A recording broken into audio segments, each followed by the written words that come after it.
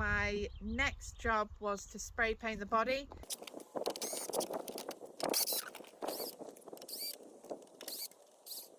I've got the body panels off. I'm going to go ahead and key the surface now.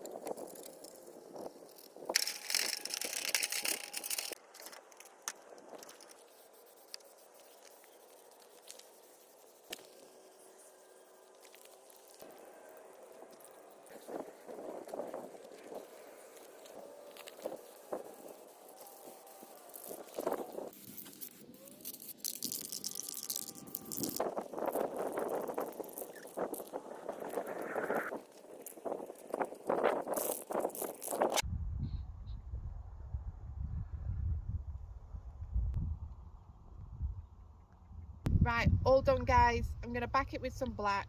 I think it's a really nice colour. It's going to look fab once it's on my truck.